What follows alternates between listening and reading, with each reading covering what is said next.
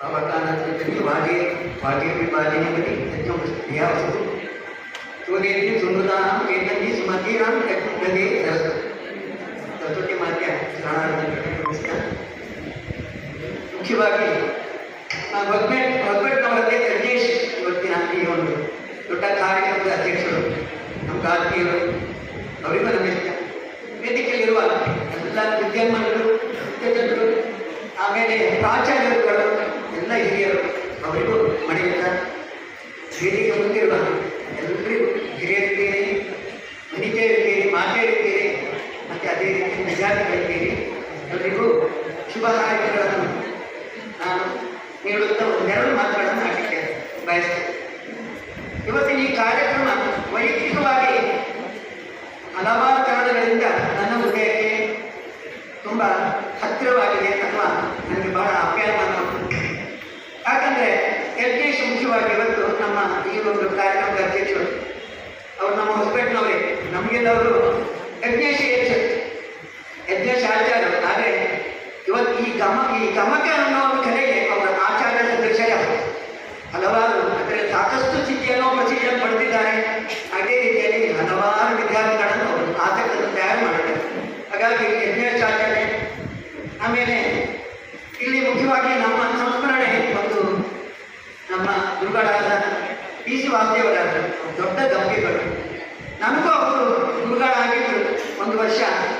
ಅವರ ಒಂದು ಏನು ತಯಾರಿಕೆಯಿಂದ ನಾನು ಸುಮಾರು 50 ವರ್ಷಗಳಿಗೆ ಇದೇ ವಿದ್ಯಾಲಯ ಗೋಲ್ಡನ್ ಕಾಲೇಜಲ್ಲಿ 1974-75ರಲ್ಲಿ ನಮ್ಮ ಕಾಲೇಜ್ ವಾರ್ಷಿಕೋತ್ಸವ ಸಂದರ್ಭದಲ್ಲಿ ಒಂದು ಗಮಕ ಸ್ಪರ್ಧೆ ನಾನು ಅವರಿಂದ ಸ್ವಲ್ಪ ತಯಾರಾಗಿ ಆ ದಿನ ಸ್ಪರ್ಧೆಯಲ್ಲಿ ನಾನು ಫಸ್ಟ್ ಪ್ರೈಸ್ ಪಡೆದಿದ್ದೇನೆ.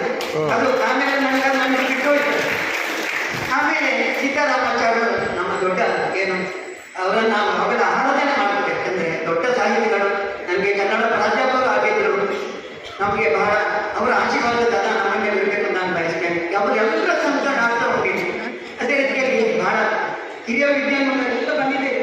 ಗಮಕದ ಬಹಳ ದೊಡ್ಡ ಹೆಸರುವಾಸಿ ಕಲಾವಿದರಾಗಿದ್ದೆ. ಒಂದು ನಮ್ಮ ಈ ಒಂದು ಸಂಸ್ಥೆಯಲ್ಲಿ, ಯಾಕಂದರೆ ನಮ್ಮದು ಹಿಂದೂ ವಿದ್ಯಾಲಯ ಸಂಸ್ಥೆಯ 7 ವಿದ್ಯಾಸಂಸ್ಥೆಗಳಿದೆ. ಅದರಲ್ಲಿ ನಮ್ಮ ಗೋವಿಂದಾಸ್ ಪದವಿ ಪೂರ್ವ ಕಾಲೇಜಿನ ಒಂದು ಅಂಗಸಂಸ್ಥೆ. ಇಲ್ಲಿ ಒಂದು ಇಂಥ ಒಂದು ಉತ್ತಮ ಕಾರ್ಯಕ್ರಮ ಆಗ್ತದೆ ಅಂತ ಹೇಳಿದ್ರೆ ನಮಗೆ ಬಹಳ ಸಂತೋಷದ ವಿಚಾರ. ಅದಕ್ಕಾಗಿ ನಾನು ಮೇಡಮ್ ಲಕ್ಷ್ಮಿ ಅವರನ್ನು ನಾನು ಅಭಿನಂದಿಸ್ತೇನೆ. ಮತ್ತು ಈ ಗಮಕ ಕಲಾ ಪರಿಷತ್ತಿನ ಮಂಗಳೂರು ಕಸವಾರಿ ನಮ್ಮ ರಾಜ್ಯಸಭೆ ಪ್ರಸನ್ನವರಿದ್ದಾರೆ. ಆಮೇಲೆ ನಮ್ಮ ದಕ್ಷಿಣ ಕನ್ನಡದ ಈ ಗಮಕದ ಕಲಾ ಪರಿಷತ್ತಿನ ಮಧುರಾರಿದ್ದಾರೆ. ಎಲ್ಲ ಹಿರಿಯರಿದ್ದೀರಿ. ಸುರೇಶ್ ಅವರು ಬಂದಿದ್ರು. ಇಲ್ಲೇ ನಾವು ಕಾರ್ಯಕ್ರಮ ಮಾಡಬೇಕು ಅಂತ ಅವರು ವಿನಂತಿ ಮಾಡಿಕೊಂಡಿದ್ರು. ಬಹಳ ಚೆನ್ನಾಗಿ ಕಾರ್ಯಕ್ರಮ ನಡೆದಿದೆ. ದಿನ ಇಡೀ ಕಾರ್ಯಕ್ರಮ ಇದೆ. ಈ ಕಾರ್ಯಕ್ರಮಕ್ಕೆ ನಮ್ಮೆಲ್ಲರೂ ನಮ್ಮ ಹಿಂದೂ ವಿದ್ಯಾರ್ಥಿ ಸಂಸ್ಥೆಯಿಂದ ನಾನು ಅವರಿಗೆ ಶುಭಾಶಯಗಳನ್ನು ಹೇಳ್ತೇನೆ. ಇನ್ನೊಂದು ಸಣ್ಣ ವಿಚಾರ, ಅವರು ಕಲೆಯ ಬಗ್ಗೆ ಹಾಗೆ ಹೇಳಿದ್ರು. ಒಬ್ಬ ಕಲಾವಿದ ವಿಧಿಯಲ್ಲಿ ಅವರು ಬ್ರಹ್ಮನಲ್ಲಿ ಒಂದು ಕಳಕಳಿಯ ಪ್ರಾರ್ಥನೆ ಮಾಡ್ತಾನೆ. ನನಗೆ ಏನು ಬೇಕಾದರೆ ಶಿಕ್ಷೆ ಕೊಡು, ಎಂಥ ಕಠಿಣ ಶಿಕ್ಷೆ ಕೊಡು, ಆದರೆ ಅರಸಕರ ಎದುರು ನಿಂತು ನಾನು ಕಲಾ ಪ್ರತಿಭೆ ಮಾಡುವ ದೊಡ್ಡ ಶಿಕ್ಷೆ ಕೊಡಬೇಡ ಅಂತಾರೆ. ಹಾಗೆ ಗಮಕ ಕಲೆಯಲ್ಲಿ ಎಲ್ಲರೂ ಆಸಕ್ತಿ ತಗೊಳ್ಬೇಕು. ತುಂಬ ವಿಚಾರಗಳು ಅಂದರೆ 2 ಜನ ತಯಾರಾಗ್ತೀರಿ. ಒಬ್ಬರು ಹಾಡುವವರು, ಒಬ್ಬರು ಕಥೆ ಹೇಳುವವರು. ಭಾವಪೂರ್ಣವಾಗಿ ಹಾಡುವಂಥದ್ದು, ಅರ್ಥಪೂರ್ಣವಾಗಿ ಭಾವಪೂರ್ಣವಾಗಿ ಅದರ ಅರ್ಥಾನುಸಂಧಾನ ಮಾಡುವಂಥದ್ದು. ಹಾಗೆ 2 ಕಲಾವಿದರಿಂದ ಅಕ್ಕೇನು ಅದರಿಂದ ಉತ್ಪತ್ತಿ ಆಗ್ತಾರೆ. ಇಂಥ ಒಂದು ಉತ್ತಮ ಕಲೆ ನಮಗೆ ಯಕ್ಷಗಾನ ಸಮಾಧಿಯಾಗಿ, ಹೈದರಿಕ ಸಮಾಧಿಯಾಗಿ ಇದು ಒಂದು ಸಾಂಸ್ಕೃತಿಕ ಕಲೆ ಇದೆ. ಈ ಕಲೆಯು ನಮ್ಮ ದೇಶದಲ್ಲಿ ಏನು ಒಳ್ಳೆಯ ಒಂದು ಇದಕ್ಕೆ ಮನ್ನಣೆ ಸಿಗಲಿ ಅನ್ನುವಂಥದ್ದು ನಮ್ಮೆಲ್ಲರ ಅಭಿಲಾಷೆ ಅಥವಾ ಹಾರೈಕೆ. ಅದೇ ರೀತಿ ಎಲ್ಲರಿಗೂ ಶ್ರೇಯಸ್ಸಾಗಲಿ. ಈ ಕಲೆಗೆ ಇನ್ನಷ್ಟು ಪ್ರೀತಿ ಪ್ರಕೃತಿ ಯಶಸ್ಸು ಸಿಗಲಿ ಅಂತ ಹೇಳಿಕೊಂಡು ನಾನು 2 ಮಾತು ಮುಗಿಸ್ತೇನೆ.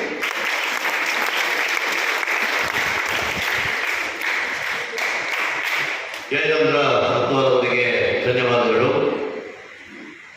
ನಮ್ಮ ಜಿಲ್ಲೆಯಲ್ಲಿ ಯಾವುದೇ ಒಂದು ಸಾಹಿತ್ಯ ಇರ್ಬೋದು, ಸಾಂಸ್ಕೃತಿಕ ಸಂಘಟನೆಗೆ ಒಂದು ಪರ್ಯಾಯ ಹೆಸರು ಅಂತ ಹೇಳಿದರೆ ಪ್ರದೀಪ್ ಕುಮಾರ್ ಕಲ್ಪುರ ಅವರು ಜಿಲ್ಲಾ ಕನ್ನಡ ಸಾಹಿತ್ಯ ಪರಿಷತ್ತಿನ ಅಧ್ಯಕ್ಷರಾಗಿ ದೀರ್ಘಕಾಲ ಅನೇಕ ಕಾರ್ಯಕ್ರಮಗಳನ್ನು ಮೂಲೆಗಳಲ್ಲಿ ಮಾಡಿದರು. ಇದು ಈ ಗಮಕ ಕಲಾ ಸಮ್ಮೇಳನದ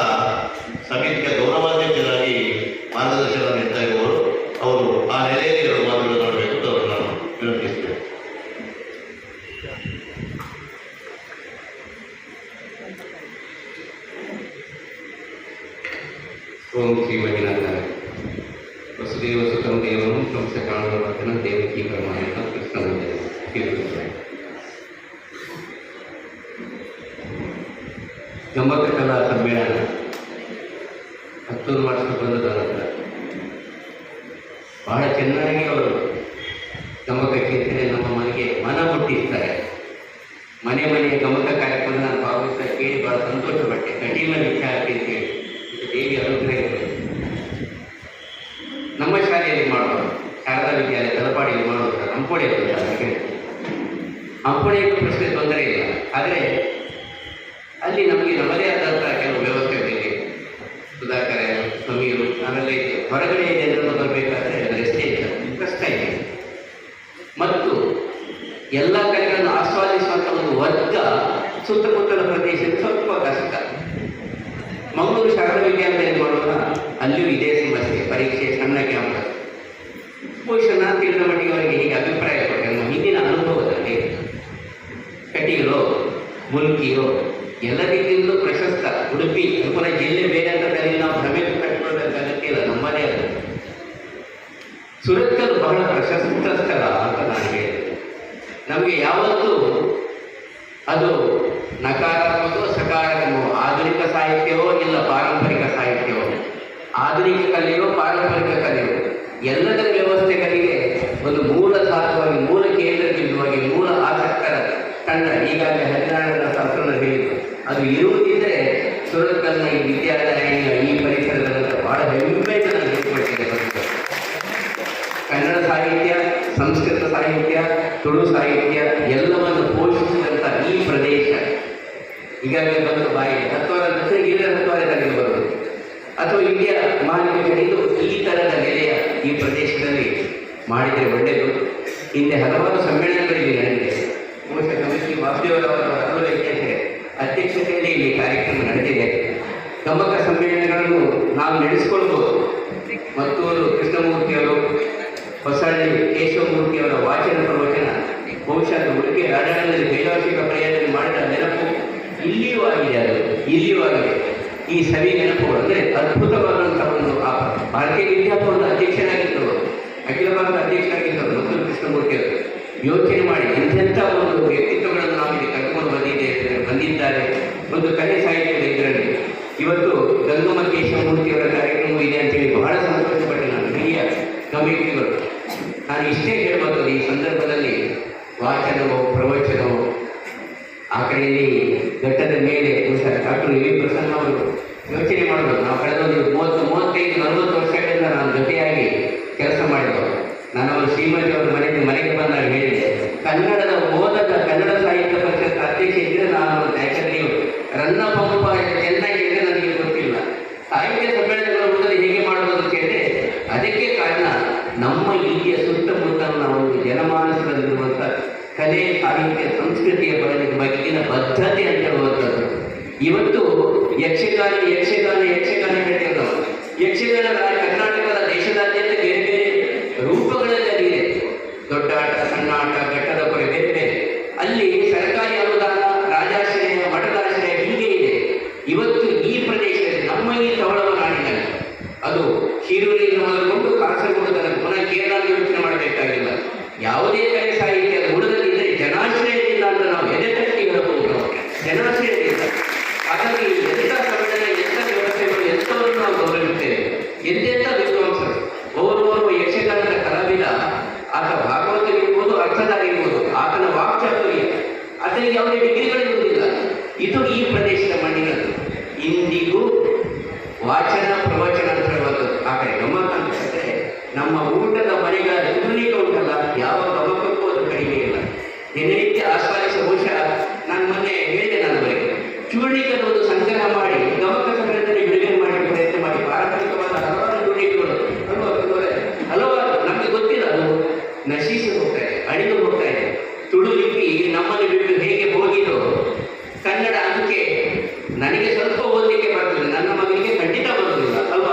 ಖಂಡಿತ ಬರೋದಿಲ್ಲ. ಹೇಗೆ ಅದು ಮಾಯ ಆಗ್ತದೋ, ಬಾಯಿಯಿಂದ ಬಾಯಿಗೆ ಬಂದಂಥ ಪುಣ್ಯವಶಾತ್ ರಾಮಾಯಣ ಮಹಾಭಾರತ ಸ್ವಲ್ಪ ಮಟ್ಟಿಗೆ ಬಂದಿದೆ, ಅದು ಇನ್ನೆಷ್ಟು ಅಡಿಗೆ ಹೋಗಿದ್ದು ಗೊತ್ತಿಲ್ಲ. ಇದು ಅಳಿದು ಹೋಗುವ ಮೊದಲು ಇಂತಹ ಚೂರ್ಣಿಕೆಗಳು ಪ್ರತಿ ಮಠಗಳಲ್ಲಿ ಆಗುವಂತಹ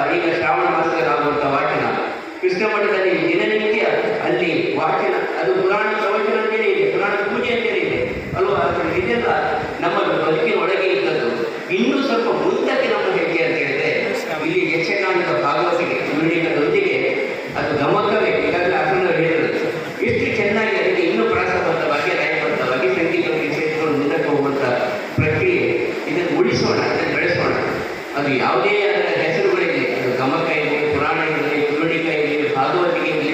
ಭಾಗವತ ಅಂದರೆ ಹೇಳುವಂಥದ್ದು ಹಿಂದೆ ಬಾಯಿಂದ ಬಾಯಿಗೆ ಬರ್ತಾ ಇದ್ದದ್ದು. ತದನಂತರ ಅದು ಮುದ್ರಣ ಸಾಹಿತ್ಯಕ್ಕೆ ಬಂತು. ಇವತ್ತು ಯೂಟ್ಯೂಬಿನೊಳಗೂ ಅಥವಾ ಇನ್ಯಾವುದರೊಳಗೆ ಅದು ಭದ್ರವಾಗಿ ಕುಳಿತಿದೆ. ಹೌದು, ಎಷ್ಟೋ ಅಳಿದು ಹೋದರು. ಆದರೆ ಬಾಯಿಂದ ಬಾಯಿಯಲ್ಲಿ ಅದು ಇದ್ದಾಗ ಮಾತ್ರ ಲಯಭರಿತವಾಗಿ ಹಿರಿಯರು ಕೂತ್ಕೊಂಡಿದ್ದಾರೆ. ಪ್ರಾಸಬದ್ಧವಾಗಿ ಕಿವಿಗೆ ಕರ್ಣಾನಂದವಾಗಿ ಇದ್ದಾಗ, ಅದು ಕೇಳಿದಾಗ ನಮ್ಮ ಕೃತಿಪಟದಲ್ಲಿ ಅದು ಗಟ್ಟಿಯಾಗಿ ಉಳಿತದೆ. ಕಾದಿರುವಳು ಶಬರಿ ರಾಮ ಬರುವನೆಂದು ತನ್ನ ಪೂಜೆ ಬಿಡುವುದಕ್ಕೆ ಶಾಲೆಗೆ ಹೋಗುವಾಗ ಕೇಳಿದ ನೆನಪು. ನಾನು ಕನ್ನಡ ಓದಿದ್ರೆ ಸ್ವಲ್ಪ ಕನ್ನಡ ಸಬ್ಜೆಕ್ಟಲ್ಲಿ ಇದೆ ಅಲ್ಲ. ಹಾಗೆ ಎಲ್ಲ ಕಲೆಗಳು, ಸಾಹಿತ್ಯಗಳು ಬಹುಶಃ ಈ ಪ್ರದೇಶದಲ್ಲಿ ಹೆಚ್ಚು ನಾನು ಮಾತನಾಡಲಿಕ್ಕೆ ಹೋಗುವುದಿಲ್ಲ.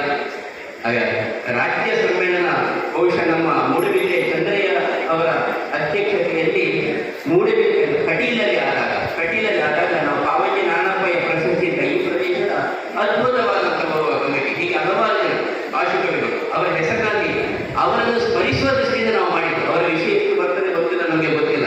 ಅಂದರೆ ಮರೆಯಲಾಗದ ಮಹನೀಯರು ಅಂತ ಈ ಮಹನೀಯರುಗಳ ಸ್ಮರಣೆ ಮತ್ತು ಪುನಃಸ್ಮರಣೆ ನಮ್ಮ ಮುಂದಿನ ಜನಾಂಗದಲ್ಲಿ ಇನ್ನೊಂದು ಪಾವತಿ ಲಕ್ಷ್ಮೀನಾರಾಯಣಪ್ಪನನ್ನು ಸೃಷ್ಟಿ ಮಾಡ್ತದೆ, ಇನ್ನೊಂದು ಮತ್ತೂರು ಕೃಷ್ಣಮೂರ್ತಿಯವರನ್ನು ಸೃಷ್ಟಿ ಮಾಡ್ತದೆ. ಇಲ್ಲದಿದ್ದರೆ ನಮ್ಮ ಮಕ್ಕಳು ಮತ್ತೂರು ಕೃಷ್ಣಮೂರ್ತಿ ಅಂದರೆ ಭಾರತೀಯ ವಿದ್ಯಾಭವನದ ಅಧ್ಯಕ್ಷರಾಗಿದ್ದವರು, ಇನ್ನೊಂದು ಡಾಕ್ಟರ್ ಎಂ ವಿ ಪ್ರಸನ್ನರಂತವರನ್ನು ಅದು ಕಂಪನಿಯನ್ನು ಸೃಷ್ಟಿ ಮಾಡ್ತದೆ. ಇಲ್ಲದಿದ್ದರೆ ಮನೆಯಲ್ಲಿ ಕುಳಿತುಕೊಂಡು ಪ್ರೀತಿ ಎನ್ನುವ ಪದ್ಯದಲ್ಲಿ ಯಾವ ಪ್ರೀತಿಯ ಉತ್ಪನ್ನವೂ ಆಗುವುದಿಲ್ಲ. ಶೃಂಗಾರದ ಕಾವ್ಯಗಳನ್ನು ಕೇಳಿದಾಗ ಮನಸ್ಸಿನ ಹೃದಯದಿಂದ ಪ್ರೀತಿ ಉತ್ಪತ್ತಿಯಾಗಿ ಬರಬೇಕಾದ್ರೆ ಇಂತಹ ಭಾರತೀಯ ಸಾಂಪ್ರದಾಯಿಕ ಕಲೆಗಳು ನಮ್ಮ ಶೈಕ್ಷಣಿಕ, ನಮ್ಮ ಬದುಕಿನಲ್ಲಿ ನಾವು ಅಳವಡಿಸಿಕೊಳ್ಳುವ ಪ್ರಯತ್ನವನ್ನು ಮಾಡೋಣ.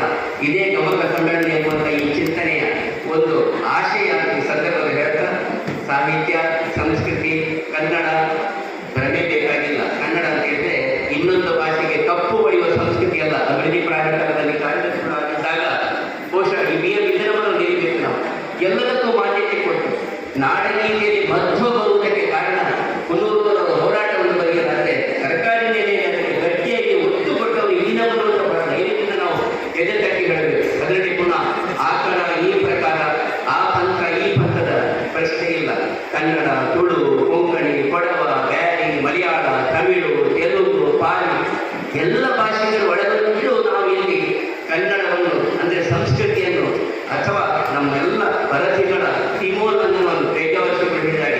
ಯಕ್ಷಗಾನ ರಂಗಸ್ಥಳದ ಒಳಗೆ ನಮ್ಮ ಎಲ್ಲ ಚಿಂತನೆಗಳು ಭಾರತೀಯ ಸಂವಿಧಾನದ ಚಕ್ರದೊಳಗೆ ನಮ್ಮ ಸಂರಕ್ಷಣೆ, ಧರ್ಮದ ಸಂರಕ್ಷಣೆ, ಸಂಸ್ಕೃತಿ ಸಂರಕ್ಷಣೆಯನ್ನು ಮಾಡುವಂಥ ಕೆಲಸ ಮಾಡ್ತಾ ಇದ್ದೇವೆ. ಮಾಡೋಣ ಅಂತ ಸಂದರ್ಭ ಹೇಳ್ತಾ, ಕಲೆ, ಸಾಹಿತ್ಯ, ಸಂಸ್ಕೃತಿಗಳ ತವರೂರು ಇವೆಲ್ಲ ದಿಗ್ಗಜರುಗಳು. ಇಲ್ಲಿ ಮನೆ ಮನೆಯಲ್ಲಿ ಸಂಗೀತವೂ ಆಗ್ತದೆ, ಮನೆ ಮನೆಯಲ್ಲಿ ತಾಳಮದ್ದಲೆಯೂ ಆಗ್ತದೆ, ಮನದಲ್ಲೂ ಸಂಗೀತದ ಸಂಭ್ರಮ ಮೆರೀತದೆ. ಮೆರೆಯೋಣ, ಬೆಳೆಸೋಣ. ನಮಸ್ಕಾರ.